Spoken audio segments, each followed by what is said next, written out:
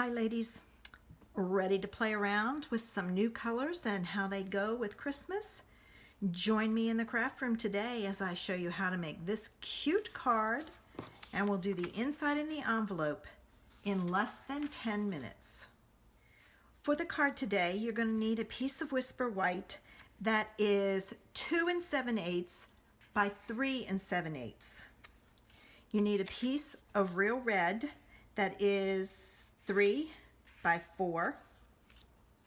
You need a piece of the Call Me Clover, and it is 5.5 by 8.5, scored at 4 1/4.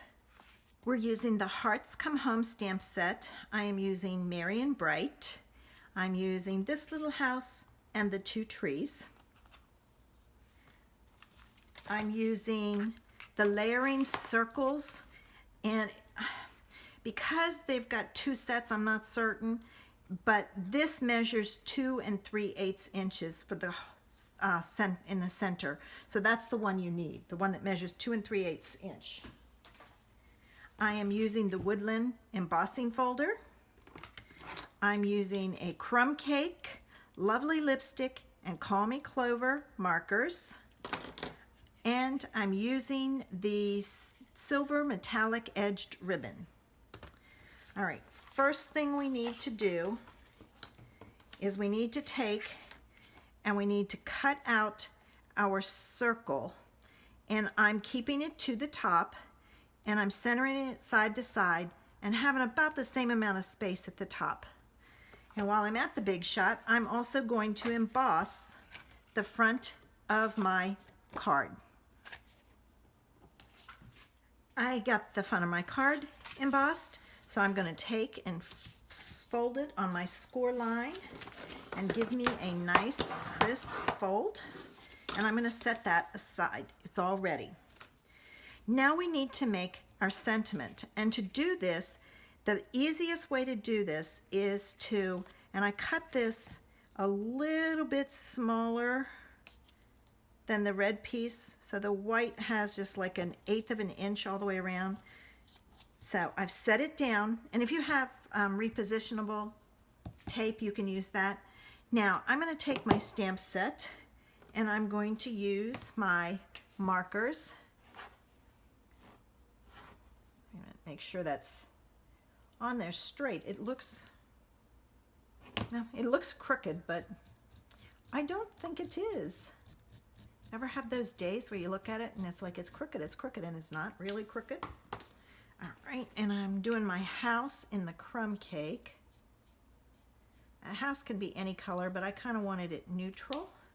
And then I'm going to do my trees and Call Me Clover.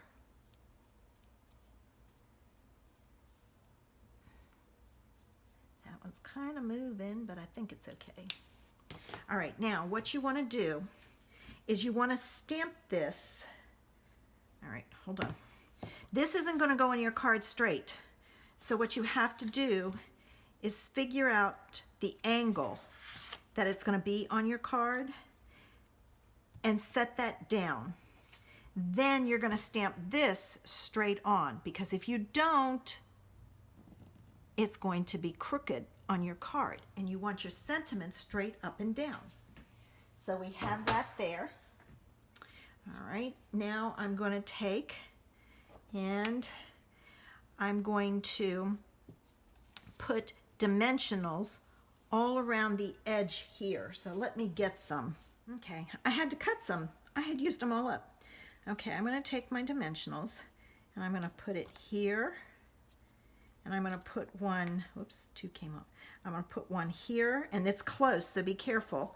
I'm going to put one here, so I'm going to work my way around the circle on here.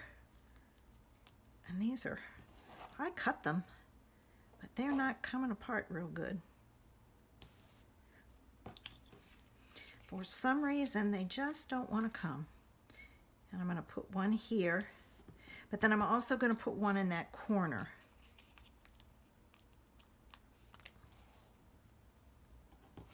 And then I want to put some down here so that I know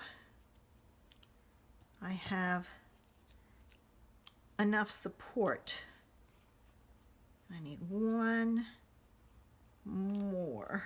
Oh, back came off that one. All right, now I'm going to take all my backs off. Okay. I forgot to tell you, when you do this, kind of avoid this area in here because that's where you're going to thread your ribbon through and tie it. Now, I found it easier to put it down this way. And the reason being is you gotta make sure you get it as centered as you possibly can, or your sentiment will be off. See? Now when we put it on our card, it goes on that way. And this